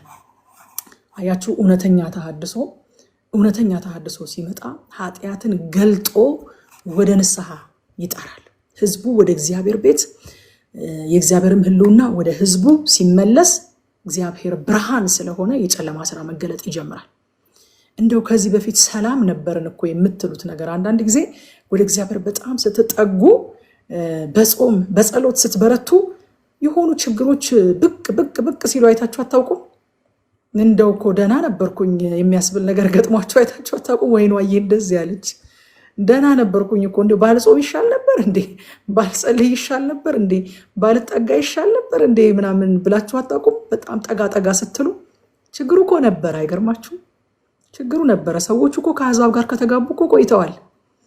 ግን እግዚአብሔር ብርሃን ስለሆነ ተሐድሶ ሲመጣ ወደ እግዚአብሔር ሲጠጉ እግዚአብሔርም ወደ እነሱ ሲጠጋ መገለጥ ጀመረ እና ወደ እግዚአብሔር ጠጋ ጠጋ ስትሉ ችግሮቹ የተገለጡት እሱ ብርሃን ስለሆነ ነው እንጂ አዲስ ችግር ተፈጥሮ አይደለም። ተመቻችተው ተኝተው የነበሩ በየስርቻው በየምኑ ተሰግስገው የነበሩ አጋንንቶች እናንተ ወደ እግዚአብሔር ስትቀርቡ እግዚአብሔርም ወደ እናንተ ሲጠጋ መገለጥ ይጀምራሉ፣ መንጫጫት ይጀምራሉ። ሰላም አልነበረም፣ በፊትም ተደብቀው ነበረ፣ ብርሃን ስላልነበረ ነው። በየስርቻው ተሰግስገው ነበረ። ብርሃን ሲመጣ መገለጥ ሲጀምሩ አዲስ የተፈጠረ ችግር እንደሆነ አድርጎ ይነግራችሁና እንደው ቢቀርብኝ ሰራ እኔ ጾም ጸሎት ምናምን ካልኩ በኋላ ነው አገልግሎት ማለት ከጀመርኩ በኋላ ነው እንደዛ አይነት ጣጣ የመጣብኝ እኔ እንደዛ አይነት ነገር አይቻል አቅም እንድትሉ ያደርጋችኋል። ነበረ ግን ችግሩ ከተጋቡ ቆይተዋል። ብርሃን ሲመጣ ነው የተገለጡት።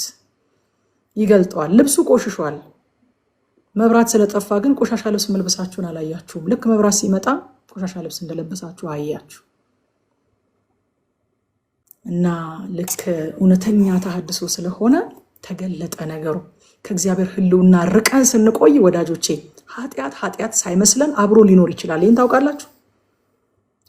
አብሮ ሊኖር ይችላል። ምንም አይነት ጸጸት፣ ምንም አይነት ቅፍፍ ራሱ አይለንም። የሆነ ዝግነን ምናምን አይለንም። ምን ችግር አለው እያለ ልኖር እንችላለን። ከሕልውናው በራቅን ቁጥር ይሄ ኃጢአትን ኖርማላይዝ የማድረግ ቴንደንሲ አለን ሰዎች ስንባል። ወደ እግዚአብሔር በተጠጋን ቁጥር ግን ያ ኖርማል ይመስለን የነበረው ነገር ኖርማል እንዳልሆነ እየገባን ይመጣል። ምን ሆኜ ነው ማለት እንጀምራለን። ምን ሆኜ ነው እንላለን። እና ዕዝራ ምዕራፍ 4 ላይ ካስታወሳችሁ አሕዛብ አብረን እንስራ በሚል ሰበብ ሊቀይጧቸው ሲሞክሩ ነበረ። እዚህ ክፍል ላይ ደግሞ በጋብቻ ተቀይጠው አገኘናቸው። ሰይጣን ሁልጊዜ ማጥፋት ያልቻለውን ነገር በመቀየጥ ያበላሻል። ይህንን ታውቃላችሁ። ለማጥፋት ይሞክራል ካልቻለ ግን ይቀይጠዋል። እናቴ ምን ትላለች? ባልበላውም ጭሬ ደፋዋለሁ አለ ዶሮ ትላለች። ዶሮ ምን ጊዜ እንደሆነ የተናገረው ባላቅ፣ ተረቱ ግን በጣም ያስተምረኛል። ባልበላውም ጭሬ ደፋዋለሁ አለ ዶሮ ትላለች። ሊያጠፋው ካልቻለ እቀይጠዋለሁኝ ይላል ማለት ነው። በቃ ብዙ ጊዜ የሚያደርገው እንደዛ ነው። ብዙ ጊዜ መቀየጥ ነው በቃ የሚሰራው ስራ። እና አይሁድ የቤተ መቅደሱን ስራ በቀየጠ ህዝብ አናሰራም ብለው እንደዛ ተሟግተው፣ ቤታቸው ግን ተቀይጧል፣ ጓዳቸው ተቀይጧል፣ ለካ ህይወታቸው ተቀይጧል። እዛ ጋር የእግዚአብሔር ስራ የአምላካችን ቤት ስራ አሉ እኮ ለእኛና ለእናንተ አይደለም፣ እኛ ብቻችንን ነው የምንሰራው ብለው ነበር እኮ። የእግዚአብሔርን ቤት አናሰራም፣ በአሕዛብ አንቀየጥም በዚህ ጉዳይ ብለው፣ እዚህ ለካ ጓዳው ተቀይጧል፣ ህይወት ተቀይጧል እዚህ ቦታ ላይ። አንዳንድ ጊዜ ውጭውን በጣም ጠንቃቆች እንሆንና ውስጡን ግን ተቦርቦረናል፣ ውስጡን ግን ተቀይጠናል። እግዚአብሔር ከዚህ ይጠብቀን። ሁለተኛ ቆሮንቶስ እንደምታውቁት በጣም ብዙ ጊዜ የምናነሳው የእግዚአብሔር ቃል ክፍል ነው። ምዕራፍ 6 ቁጥር 14 ከማያምኑ ጋር በማይመች አካሄድ አትጠመዱ፣ ጽድቅ ከአመፃ ጋር ምን ተካፋይነት አለውና ብርሃንም ከጨለማ ጋር ምን ህብረት አለው ይላል። ወዳጆቼ ብዙ ጊዜ አንስተነዋል። ጋብቻ መንፈሳዊ ጥምረት ነው እንጂ ማህበራዊ ግንኙነት አይደለም። ጸጥ ያልኩት ኢንተርናላይዝ እንድታደርጉት ስለምፈልግ ነው። ወጣቶች ካላችሁ እዚህ ውስጥ ጋብቻ የምታስቡ፣ ጋብቻ መንፈሳዊ ጥምረት ነው እንጂ ማህበራዊ ግንኙነት አይደለም። የዕዝራ ምላሽ ምን ነበረ? ቁጥር 3 ላይ ይህን ነገር በሰማው ጊዜ ያለ ልብሴንና መጎናጸፊያዬን ቀደድኩ፣ የራሴና የጢሜን ጠጉር ነጨው፣ ደንግጬም ተቀመጥኩ አለ። ዕዝራ በጣም የሚደንቅ መሪ ነው። በጣም የሚደንቅ መሪ። ህዝቡን ኮንኖ ራሱን ለማጽደቅ አልሞከረም። በነገራችን ላይ ዕዝራ የለበትም እኮ የተሰራው ኃጢአት ላይ ዕዝራ የለበትም። ግን ህዝቡን ኮንኖ ራሱን ለማጽደቅ አልሞከረም። የተሰራውን በደልም አላቃለለም። ምንም ማለት አይደለምም አላለም።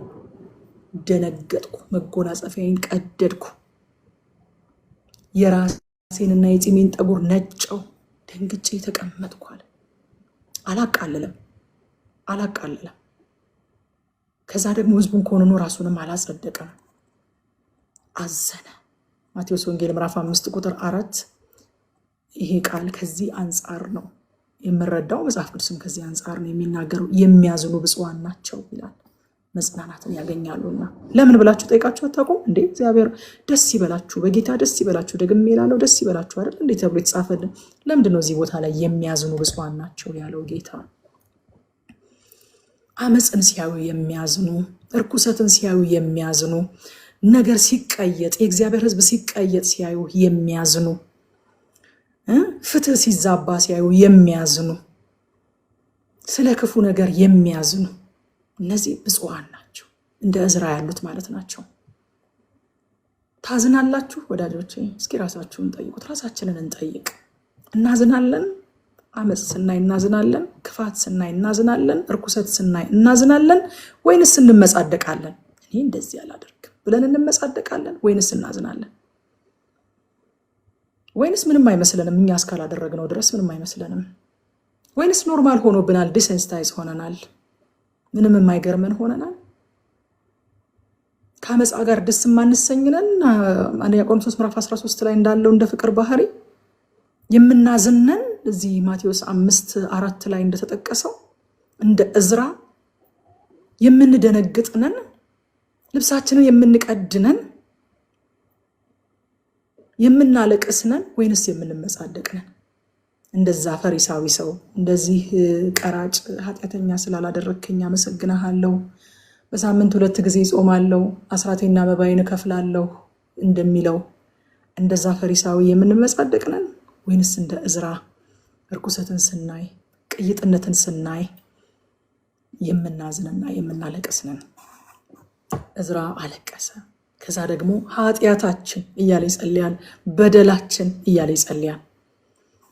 እዝራ የኢየሱስ ጥላ እንደመሆኑ ያልሰራውን ኃጢአት ለሕዝቡ ሲል ተሸክሞ ሲማልድ እናየዋለን። የጌታ ልብ የጌታ አመራር እንደሆነ ያለው እዝራ ላይ እንመለከታለን። ሁለተኛ ቆሮንቶስ ምዕራፍ 5:21 እኛ በእርሱ ሆነን የእግዚአብሔር ጽድቅ እንሆን ዘንድ ኃጢአት ያላወቀውን እርሱን ስለኛ ኃጢአት አደረገው ይላል። ከዛ በኋላ ከቁጥር 8 እስከ 9 እግዚአብሔር ስላበዛላቸው ጸጋ ደግሞ እውቅና ይሰጣል። በቃ in the midst of that repentance በዛ ጸጸት ውስጥ በዛ ሐዘን ውስጥ ሆኖ ደግሞ የእግዚአብሔርን ጸጋ ደግሞ አክኖሌጅ ያደርጋል። እኛ ምንም እንደዚህ ክፉ ብንሆን እግዚአብሔር አምላካችን አንተ ግን ጸጋን እያበዛህልን ነው ይላል። የእግዚአብሔርን ጸጋና የእግዚአብሔርን ቸርነት ማሰብ ወደ ቅድስና ይመራል ወዳጆች። በንስሐ ውስጥ እነዚህን ማሰብ እጅግ በጣም አስፈላጊ ነገር ነው። ከቁጥር 10 እስከ 15 ድረስ እዝራ ለኃጢአት ጥብቅና በመቆም እግዚአብሔርን አልተከራከረም። ጀስቲፋይ ሊያደርግ አልሞከረም። ቁጥር 15 በተለይ በጣም ያስደስተኛል። አቤቱ የእስራኤል አምላክ ሆይ አንተ ጻድቅ ነህ። አያችሁ፣ ሁል ጊዜም በቃ የእግዚአብሔርን ጽድቅ ማወጅ ያስፈልጋል። አንተ ጻድቅ ነህ። ዛሬም እንደሆነው እኛ አምልጠን ቀርተናል። እነሆ በፊትህ በበደላችን አለን። ስለዚህ በፊትህ ሊቆም የሚችል የለም ማለት የለም ማለት የእግዚአብሔርን ጽድቅና የእነርሱን በዳይነት በግልጽ አወጀ። ስለዚህ ወዳጆቼ እውነተኛ ተሐድሶ ሲመጣ የእግዚአብሔር ጽድቅ ደምቆ ያበራል። ያ ብርሃን ሲበራ ደግሞ የተሰወረ ኃጢአት ይገለጣል። እውነተኛ ንስሐ ይሆናል። አንደኛ ዮሐንስ ምዕራፍ 1:9 ላይ እንደሚናገረው ዮሐንስ በኃጢአታችን ብንናዘዝ ደግሞ ኃጢአታችንን ይቅር ሊለን ከአመፃም ሁሉ ሊያነጻን የታመነና ጻድቅ ነው ይላል። የእውነተኛ ተሐድሶ አንዱና ዋናው መገለጫው ንስሐ ነው። በነገራችን ላይ ንስሐ ነው፣ ድንቅና ተአምራት አይደለም። በዋናነት እኔ ስለ ሪቫይቫል በጣም በጣም በጣም ኢንተረስት ስላለኝ አንድ ጊዜ ምናልባትም ዩቲዩብ ቻናላችንም ላይ አይታችሁ ከሆነ በተከታታይ ስለ ሪቫይቫል ትምህርቶችንም ሰዎችንም ኢንተርቪው በማድረግ መጽሐፎችንም ማንበብ ደስ ይለኛል። እስከዛሬ በታሪክም የተነሱ ሪቫይቫሎችን ማጥናት ደስ ይለኛል እና እስከዛሬ በታሪክም በመጽሐፍ ቅዱስም የተነሱ ሪቫይቫሎች አንድ የሚያመሳስላቸው ነገር አለ። ንስሐ ዋናው መታወቂያቸው ነው። ሪቫይቫል እውነተኛ ሪቫይቫል ሲመጣ ዋናው መገለጫው ሰዎች በንስሐ ወደ እግዚአብሔር ይመለሳሉ። በንስሐ በቃ ሪቫይቫሊስቶቹ ወደ አንድ ከተማ ሲገቡ ሰዎች ኃጢአታቸውን፣ በደላቸውን፣ ክፋታቸውን አስበው ማልቀስ ይጀምራሉ። አንድ ትልቅ ሪቫይቫሊስት ትሬን ውስጥ ገና ሲገባ ትሬን ውስጥ ያሉ ሰዎች እኔ እግዚአብሔርን በድያለሁ እያሉ ያለቅሱ ነበረ። ጸልይልኝ ብለው ለንስሐ ጸሎት ይንበረከኩ ነበረ። እውነተኛ ሪቫይቫል መገለጫው በመጽሐፍ ቅዱስም ብትሉ በታሪክም ብታጠኑ አንድ ዋና ተመሳሳይ ሁሉም ሪቫይቫሎች ላይ የማይቀር አንዳንዶቹ ላይ ፈውስ ሊኖር ይችላል፣ ሌሎቹ ላይ ፈውስ ላይኖር ይችላል። ፈውስ ቋሚ የሪቫይቫል መገለጫ አይደለም በነገራችን ላይ። የሁሉም ግን ቋሚ መገለጫቸው ንስሐ ነው። የሁሉም ደግሞ ቋሚ ማዕከላዊ የሚያደርጉት ነገር የእግዚአብሔር ቃልና ንስሐ በእውነተኛ ሪቫይቫል ውስጥ የማይታጡ ነገሮች ናቸው እና እውነተኛ ንስሐ ይሆናል። የእግዚአብሔር ቃል ደግሞ ከመፈወሱ በፊት ሁል ጊዜ በሽታውን ይገልጠዋል እና መሪዎች ደግሞ በንስሐ ለህዝቡ ምሳሌ መሆን እንዳለባቸው ከእዝራ ህይወት እናያለን ማለት ነው። ፈጠን እያልኩ ለመሄድ ሞክራለሁኝ። ጥቅሶችን በጽሁፍ ፖስት የሚደረገው ቦታ ላይ እንድታዩት አንዳንዶቹን ጥቅሶች አልፋቸዋለሁኝ። እግዚአብሔር ግን የሚፈውሰው የሰወርነውን ሳይሆን የተናዘዝነውን ነው። እግዚአብሔር የሚፈውሰው ምኑን ነው አልኩኝ? የሰወርነውን ሳይሆን የተናዘዝነውን ነው። ሐዋርያት ጥላቸው ይፈውስ ነበር ይላል ሐዋርያት ሥራ ላይ እና ጥላቸው ይፈውሳል ብለው በሽተኞቻቸውን ግን ቤት አይደብቁም ነበረ። በሽተኞቻቸውን አውጥተው በመንገድ ላይ ያስቀምጧቸው ነበር ይላል። ጥላቸው እንዲያርፍበት እንዲፈውሷቸው። ጌታ ኢየሱስ ክርስቶስም ወደ አንድ ከተማ ሲገባ ሰዎች ወንድሜ መታመሙን ሰው እንዳያይብኝ፣ እህቴ አጋንንት እንዳለባት ሰው እንዳይሰማብኝ ብለው ደብቀው ያስቀምጡም ነበረ። እፍረቱን፣ ይሉንታውን፣ ሁሉ ነገሩን ትተው በአጋንንት የታሰሩትንም የታመሙትንም በሙሉ ይዘው ብዙ ደዌ ያለባቸውን በአጋንንት እስራት ያሉትን በሙሉ ሰብስበው ወደፊት ለፊት ያመጧቸው ነበረ። ጌታ እንዲዳስሳቸው፣ ጌታ እንዲነካቸው፣ ጌታ እንዲፈውሳቸው ካሉበት ከተሸሸጉበት ጓዳ እያወጡ ወደፊት ያመጧቸው ነበረ። ይሄ ለኛ ለትምህርታችን ተጽፏል። እግዚአብሔር ወደፊት ለፊት እንድናመጣው ይፈልጋል። የሸሸግነውን አይደለም የሚፈውሰው። እግዚአብሔር በነገራችን ላይ ከሸሸግነው ድካም ጋር አያላቅቀም። መላቀቅ ትፈልጋላችሁ ወዳጆቼ? ግለጡት፣ ወደ ብርሃን አምጡት። አቅም የሚያገኘው ጨለማ ውስጥ እስከተቀመጠ ድረስ ነው። ባይዘው የኃጢአት አቅሙ የድካም አቅሙ ጨለማ ነው። ወደ ብርሃን ካወጣችሁት ልክ እንዴት ነው የሆነ ድሮ አንዳንድ ፊልሞች የአሁኖቹን አላቅም የሆኑ አይ ሪመምበር የቫምፓየር ምናምን ፊልሞች ስናይ ድሮ ፀሐይ ሲወጣባቸው ነው ምናምን ፍርክስክስ ብለው ቫኒሽ ያደርጉ ነበረ። ልክ እንደዛ ድካም፣ ኃጢአት፣ አለመቻል፣ እነዚህን ሁሉ ነገሮች ወደ ብርሃኑ ስናመጣቸው አልችልም ጌታ ሆይ፣ ደክም ያለው ጌታ ሆይ፣ እኔ እንደዚህ አይነት ድካም አለብኝ፣ እኔ እቀናለሁ፣ እኔ እመቀኛለሁ፣ ጌታ ሆይ ውሰድልኝ፣ አልፈልገውም፣ እመኛለሁኝ፣ የጓደኛዬን እመኛለሁኝ፣ ውሰድልኝ፣ አልፈልገውም። እነዚህም በቃ ልክ ወደ ብርሃኑ ስናወጣው አይችልም፣ ጨለማ አይችልም፣ ብርሃን አይችልም። እነሆ ብርሃን በጨለማ ላይ ይበራል፣ ጨለማውም ከቶ አላሸነፈውም። ስለዚህ የሸሸግነውን ሳይሆን የገለጥነውን የተናዘዝነውን እግዚአብሔር ይፈውሳል ወዳጆቼ። ጌታ ደግሞ እንደዛ የምናደርግበትን ጸጋ ያብዛልን። ምዕራፍ 10 እንግዲህ እውነተኛ ንስሐ ደግሞ የህይወትን ቅርጽ እንደሚለውጥ የምናይበት ነው። ምዕራፍ 9 የንስሐ መጀመሪያ ነው እንጂ መጨረሻ አይደለም። ንስሐ በመናዘዝ ይጀምራል እንጂ መናዘዝ ላይ አይቆምም። በመናዘዝ ይጀምራል፣ በውሳኔና በፍሬ ደግሞ ይፈጸማል። ኮምፕሊት የሚሆነው ውሳኔ ሲከተልና ተግባር ሲታከልበት ነው እና ቁጥር 1 ላይ እዝራም እያለቀሰ እና በእግዚአብሔር ቤት ፊት እየወደቀ በጸለይና በተናዘዘ ጊዜ ከእስራኤል ዘንድ የወንድና የሴት የሕፃናትም እጅግ ታላቅ ጉባኤ ወደ እርሱ ተሰበሰበ፣ ህዝቡም እጅግ አለቀሱ ይላል። አያችሁ፣ የእዝራ ከልብ የመነጨ ንስሐ ወደ ህዝቡ ተጋባ። ይጋባል አላልኳችሁም? ህይወት ሲኖርበት ይጋባል፣ ከልብ ሲሆን ይጋባል። እዝራ አሁን እናንተ አመፀኞች፣ እናንተ ክፉዎች ምናምን ብሎ ቢያስፈራራቸው ኖሮ ምናልባትም ከልብ የሆነ ንስሐ ላይ ገቡ ይችሉ ነበረ። ምናልባትም አድርጉ ያላቸውን ነገር ላያደርጉ ይችሉ ነበረ። ነገር ግን ከነርሱ ጋር ታመመ እዝራ፣ አብሮ ከነሱ ጋር አለቀሰ፣ ከነሱ ጋር በድለናል አለ፣ በእግዚአብሔር ፊት ወደቀ። እንደውም እንጀራ ሁሉ አይበላም ነበረ። እነሱ በበደሉት እዝራ ግን እንጀራ አይበላም ነበረ።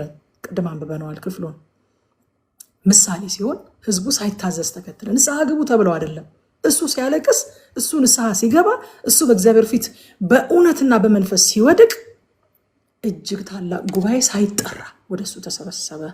ህዝቡም እጅግ አለቀሱ። ኢትስ ኮንታጂየስ። መንፈሳዊ ነገር ኮንታጂየስ ነው፣ ተላላፊ ነው። ነግራችኋለሁ። ከዚህ በፊትም አስተላለፈባቸው። አያችሁ፣ አስተላለፈባቸው እና ሴኬንያ የሚባለው ሰው በጸጸት መካከል ደግሞ ተስፋ እንዳለ ሲናገር እናያለን። እውነተኛ ንስሐ በተስፋ እንጂ ተስፋ በመቁረጥ አይደረግም። አያችሁ፣ ኩነኔና ጸጸት የተለያዩ ነገሮች ናቸው። ኩነኔ ውስጥ ተስፋ የለም። በቃ የኔ ነገር፣ እኔ አሁን ከዚህ በኋላ ሰው ነኝ፣ እኔ አሁን ከዚህ በኋላ ኢየሱስ ብዬ አፌን ከፍቼ መጣራት እችላለሁ፣ እኔ አሁን ከዚህ በኋላ እንደው ማገልገል እችላለሁ፣ እኔ አሁን ከዚህ በኋላ በእግዚአብሔር ፊት መቆም እችላለሁ፣ እኔም ብሎ ክርስቲያን ሞትሽ። ይሄ ኩነኔ ነው። ይሄ ጸጸት አይደለም። ጸጸት በውስጡ ተስፋ አለው። ሴኬንያ የተባለ ሰው ይሄ አሁን እነሱ መካከል የተገለጠው ነገር ኩነኔ ሳይሆን ስለ ክፉ ስራ መጸጸትና መልካምን ለማድረግ መፈለግ እንደሆነ ተስፋ በማሳየት ገለጠላቸው ማለት ነው። ሮሜ ምዕራፍ 5 ከቁጥር 20 እስከ 21 ድረስ በደልም እንዲበዛ ሕግ ጭምር ገባ፣ ዳሩ ግን ኃጢአት በበዛበት ኃጢአት በሞት እንደነገሰ እንዲሁ ደግሞ ጸጋ ከጌታችን ከኢየሱስ ክርስቶስ የተነሳ በጽድቅ ምክንያት ለዘላለም ሕይወት ይነግስ ዘንድ ጸጋ ከመጠን ይልቅ በለጠ ይላል። አያችሁ፣ ንስሐ የምንገባው ጸጋን ተስፋ አድርገን ነው። ንስሐ ማለት ጸጋን ለመቀበል ተስፋ አድርገን የምናደርገው ነገር ነው እንጂ በቃ ይሄ ነገር ከዚህ በኋላ ከተመ ብለን የሆነ የመዝጊያ ስነ ስርዓት አይደለም። ንስሐ ተጸጽተዋል፣ ለመመለስ አስበዋል፣ ደግሞ ተስፋ አድርገዋል። አሁን እርምጃ ለመውሰድ ተነሱ ማለት ነው። ተስፋ ስታደርጉ ነው በነገራችን ላይ እርምጃም የምትወስዱት። አንዳንድ ጊዜ ሰዎችን ወደ ንስሐ የምንጠራበት መንገድ ተስፋን ያካተተ ስላልሆነ ሰዎች ወደ እርምጃ አይመጡም። ተስፋ ግን ሲኖርበት ወደ ተግባር ያመጣል ማለት ነው። ምን አሉ? ከዛ በኋላ እርምጃቸው አሕዛብ የሆኑ ሚስቶቻችንና ልጆቻችንን እንስደድ አሉ። ወዳጆቼ፣ ይህንን ክፍል ግን በአውዱ ትሬት እንድናደርገው፣ በአውዱ አፕሮች እንድናደርገው ደግሞ ላሳስባችሁ እወዳለሁ። በተጻፈበት አውድ ታሪኩን ባማከለ መልኩ ነው ይህንን ክፍል አፕሮች ማድረግ ያለብን። ይሄ ሐሳብ እግዚአብሔር በሌሎች የመጽሐፍ ቅዱስ ክፍሎች የተናገራቸውን የጋብቻና የፍቺ መርሆች የሚጣረስ የሆነ የሁል ጊዜ መርህ አይደለም። ለተወሰነ ጊዜ ለተወሰነ ዓላማ የተሰጠ ትእዛዝ ነው። ሚስቶቻችንንና ልጆቻችንን እንስደድ ማለታቸው እነዚህ ሰዎች የሁል ጊዜ መርህ ተደርጎ የሚወሰድ አይደለም። ለምንድን ነው እዚህ ክፍል ላይ እንደዚህ እንዲያደርጉ እግዚአብሔር የፈቀደላቸው የሚለውን ከክፍሉ ተነስተን ልናይ ያስፈልጋል። ምክንያቱም አንድን ነገር ዶክትሪን አድርገን ለመውሰድ ቢያንስ በግልጽ መጽሐፍ ቅዱሳችን ላይ 3 ጊዜና ከዛ በላይ ተጽፎ ልናገኘው ያስፈልጋል። ምስክር በ2 እና በ3 ይጸናል ስለሚል እግዚአብሔር ቃል ማለት ነው። የእግዚአብሔር ቃል ግን በተደጋጋሚ እኔ ፍቺን እጠላለሁ ስላለ ሰዎች ያገባሁት ባሌ አሕዛብ ነውና እፈተዋለሁ ማለት አይችሉም። ያገባኋት ሚስቴ አሕዛብ ናትና እፈተዋለሁ ማለት አይቻልም። ይሄ የሁል ጊዜ መርህ ሳይሆን ለስፔሲፊክ ታይም ለስፔሲፊክ ፐርፐስ የተሰጠ ትእዛዝ ነው። ለምንድን ነው ካላችሁ ኢየሱስ ክርስቶስ የሚመጣበትን የተስፋውን ዘር ከቅይጥነት ለመጠበቅ የተሰጠ የመፍትሄ ሐሳብ ነው እንጂ የሁል ጊዜ መርህ አይደለም። ይሄ ክፍል የተስፋውን ዘር ኢየሱስ ክርስቶስ የሚመጣበትን ያንን ሐረግ ፕሮቴክት ለማድረግ የይሁዳን ስፔሻሊ ደግሞ ከይሁዳ ነገድ ኢየሱስ ክርስቶስ ስለሚመጣ ይህንን ፕሮቴክት ለማድረግ የተሰጠ መርህ እንደሆነ ልናውቅ ያስፈልጋል እንጂ ይህንን እየጠቀስን ድሮ ምን ይደረግ ነበር አሉ። እንደዚህ ዝም ብሎ ክርስትናን እንደ ሃይማኖት የተቀበሉ አንዳንድ ሰዎች ወደኛ አካባቢ ቦግዬ ወደ ደቡብ አካባቢ እንደ ሃይማኖት የተቀበሉ ሰዎች ደክም ያለሁኝ ለማለት ፊት ለፊት አካባቢ የሆነ መጠጥ ሲጠጡ ምናምን ይታዩና ከዛ በኋላ ወይኔ ከሌኮባ ካደረገ ወደ ዓለም ሄደ ወይ ጉድ ምናምን ሲባል ከዛ የወደዷትን ሴት በሚስታቸው ላይ ጨምረው ያገቡና ተመልሻለሁኝ ጌታ መልሶኛል ብለው ይመጣሉ አሉ። እና እቺ ሴት ሲባሉ የድካሜ ፍሬ ናት እንግዲህ ምን አደርጋታለሁኝ እግዚአብሔር ፍቺን ይጠላል ይላሉ አሉ። እና ሚስት መጨመር ሲፈልጉ ፓስተር ነው የነገረኝ ፓስተር ጻድቁ ሚስት መጨመር ሲፈልጉ ዞር ይሉና በቃ ባካ አደረገ እንዲባሉ አድርገው የድካሜ ፍሬ ናት ይላሉ አሉ ይዘው መተው። እንደዛም እንድናደርግ አይደለም ደግሞም ዓለማዊ ነው ወይንም ደግሞ አሕዛብ ናት ብለን ጋብቻችንን እንድናፈርስም አይደለም። የእግዚአብሔር ቃል እዚህ ቦታ ላይ የተጻፈው የተስፋውን ዘር ኢየሱስ ክርስቶስ የሚመጣበትን ያንን ሐረግ ፕሮቴክት ለማድረግ ለስፔሲፊክ ፐርፐዝ ለስፔሲፊክ ታይም የተሰጠ መርህ እንደሆነ እንድናውቅ ያስፈልጋል። ከዛ ውጭ ግን አንደኛ ቆሮንቶስ ምዕራፍ 7 ከቁጥር 12 እስከ 16 ድረስ ያለው ክፍል ይህንን በደንብ አዲስ ኪዳናዊ በሆነ ብርሃን ያሳየናል። ሌሎችንም እኔ ደግሞ ላለው ጌታም አይደለም ከወንድሞች ወገን ያላመነች ሚስት ያለችው ቢኖር እርሷም ከእርሱ ጋር ልትቀመጥ ብትስማማ አይተዋት። ያላመነ ባል ያላት ሚስትን ብትኖር ይህ ከእርሷ ጋር ሊቀመጥ ቢስማማ አትተወው። ያላመነ ባል በሚስቱ ተቀድሷል፣ ያላመነች ሚስት በባሏ ተቀድሳለች። አለዚያ ልጆቻቸው ርኩሳን ናቸው፣ አሁን ግን የተቀደሱ ናቸው። የማያምን ግን ቢለይ ይለይ። የማያምን ሰው የማያምነው አካል እለያለሁኝ ካለ ጌታን ካልተውሽ እለይሻለሁኝ ካለ ይለይ። ጌታን ካልተው እለይሃለሁኝ ካለች ላለመለየት ብለህ ጌታን አትተው። ትለይህ ከወደደች ነው። የማያምን ቢለይ ይለይ። ወንድም ቢሆን ወይንም እህት እንዲህ በሚመስል ነገር አይገዙም። እግዚአብሔር ፍቺን እጠላለሁ ብሏል ብለው ጌታን ካልተውሽ በቃ ፈታሽ አለሁኝ ቢባሉ በዚህ ምክንያት አይገዙም። እግዚአብሔር ግን በሰላም ጠርቶናል። አዝማቻስ ፖስብል በሰላም እንድንኖር እግዚአብሔር ጠርቶናል። አንቺ ሴት ባልሽን ታድኝ እንደሆንሽ ምን ታውቂያለሽ? ወይስ አንተ ሰው ሚስትህን ታድን እንደሆነ ምን ታውቃለህ? ይላል አዲስ ኪዳናዊው መርህ። ይህንን ነው የሚያሳየን። ያን ክፍል በጥንቃቄ ማየት ስላለብን ነው። እዛ በኋላ ህዝቡ ሳያንገራግሩ ሳይዘገዩ ትእዛዙን እንፈጽማለን አሉ። ግን 3 ወር ወስደው ደግሞ በጥናት በጥንቃቄ በስርዓት ነገሩን ሲፈጽሙት እናያለን። በስሜት አይደለም። አሁን በንስሐ አንዳንድ ጊዜ እርምጃ ስንወስድ በጣም ስሜታዊ እንሆናለን። በቃ ከዛሬ ጀምሮ ጌታ ሆይ ምናምን ነገር ብለን አንዳንድ ጊዜ ሰዎችን የሚጎዳ ነገር ሁሉ እናደርጋለን። በዛ ነገር ከኛ ጋር ከዛ ካደረግነው ነገር ጋር የተሳሰሩ የተነካኩ ሰዎችን ሁሉ ልንጎዳ እንችላለን ስሜታዊ ሆነን አይደለም። ይሄ ነገር ከባድ ጥንቃቄ ያስፈልገዋል። ንስሐ በምንገባበት ጊዜ ከሆነ በደል በምንመለስበት ጊዜ ሰዎችንም ደግሞ ራሱ በተለይ ደግሞ በዚህ ጉዳይ ላይ ከሌሎች ሰዎች ጋር የተነካካ ከሆነ በደላችን ንስሐ የምንገባበት ነገር ከሰዎች ጋር የተያያዘ ከሆነ እግዚአብሔር ዲል ያደርጋቸው። እግዚአብሔር ኮንቪክት ባደረጋቸው ጊዜ ንስሐ ይግቡ እንጂ ሰዎቹ እኛ ዛሬ መመለስ ስለፈለግን የእነሱን ሕይወት ዲስትሮይ በሚያደርግ መልኩ የእነሱን ሕይወት በሚያፈርስ መልኩ አይደለም ንስሐ የሚገባው። ራሳችንን ችለን ነው እኛ ሪስኩን ወስደን ጉዳቱን ወደኛ አድርገን ካሳውን እኛ ከፍለን ነው ንስሐ ልንገባ የሚገባው እንጂ በዛ ውስጥ ከኛ ጋር የተነካኩትን ሰዎች በመጉዳት አይደለም። በጥንቃቄ አያችሁ፣ በጥንቃቄ ነው እዚህ ቦታ ላይ እርምጃ የተወሰደው። 3 ወር ወሰዱ። የዛን ሁለት ወጥተው እኔ በቃ ከዚህ በኋላ ምናምን ነገር የምንለው ነገር አይደለም። ጥንቃቄ ወስደን ልናደርግ ያስፈልጋል። መጽሐፍ ሲናገር በእናንተ ዘንድ ሁሉ በአግባብና በስርዓት ይሁን ይላል። ስሜታዊነትና መንፈሳዊነትን ወዳጆቼ፣ ስፔሻሊ ደግሞ እኛ ቤት ወንጌላውያን ቤት በጣም በጣም በጣም ለይተን ልናውቅና ልንማር የሚገባን ነገር መንፈሳዊነትና ስሜታዊነት የተለያዩ ነገሮች እንደሆኑ፣ ሁለቱም የተለያዩ ነገሮች ናቸው። ስሜታዊ መሆን መንፈሳዊ መሆን አይደለም። አንዳንዴ ስሜታዊ ሰዎችን መንፈሳዊ አድርገን የመፈረጅ የማየትና እንትን የማለት ነገር አለን። ስለዚህ ሁሉ በአግባብና በስርዓት እግዚአብሔር አምላካችን ሂዝ አ ጋድ ኦፍ ኦርደር ይላል። በጣም ነው የምወደው እሱን ቃል። ከዚህ በፊትም ነግሬያቸዋለሁ። ሂዝ ናት አ ጋድ ኦፍ ኬዎስ። የሁከት አምላክ አይደለም። የሰላም አምላክ፣ የስርዓት አምላክ፣ የኦርደር አምላክ ነው። በኦርደር የሚያምን በመርህ የሚያምን በስርዓት የሚያምን በፕሮሰስ የሚያምን አምላክ ነው እግዚአብሔር። እና ፕሮሰስ ስናደርግ በስርዓት በጥንቃቄ ብናደርግ መጽሐፍ ቅዱሳዊ ነው፣ መንፈሳዊነት ነው። ስለዚህ ከዚህ የምናየው ህግ ኃጢአትን ይገልጣል፣ እንዲለወጡም ዲማንድ ያደርጋል። ኢየሱስ ግን ልብን ይለውጣል፣ እውነትን በምህረት ገልጦ ሳይሰብረን ደግሞ ያነጻናል። ሕግ ነፃ አውጡ ብሎ ያዛል፣ ኢየሱስ ግን ነፃ ያወጣል። ዮሐንስ ወንጌል ምዕራፍ 8 ቁጥር 36 እንግዲህ ልጁ አርነት ቢያወጣችሁ በእውነት አርነት ትወጣላችሁ ይላል። ንስሐ ደግሞ በፍሬ መገለጥ አለበት።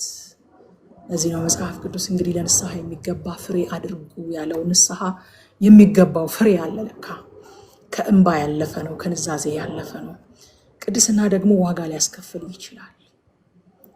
ንስሐን ተከትሎ የምንወስደው እርምጃ ዋጋ ሊያስከፍል ይችላል፣ ኮስት ሊያደርገን ይችላል። ግን ኢትስ ኦኬ፣ ዋጋችንን ተምነን ነው ወደ እግዚአብሔር ለመመለስ ይህንን ብከፍል ያዋጣኛል ብለን ነው የምናደርገው እንጂ ዋጋ የማያስከፍል ንስሐ የለም።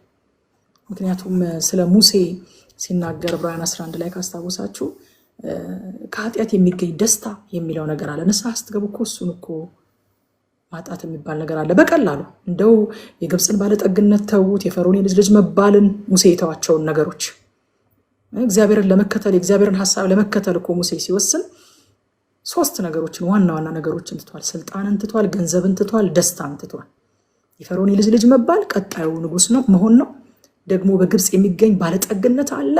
ከዛ ደግሞ ከኃጢአት የሚገኝ ደስታ የሚባል አለ።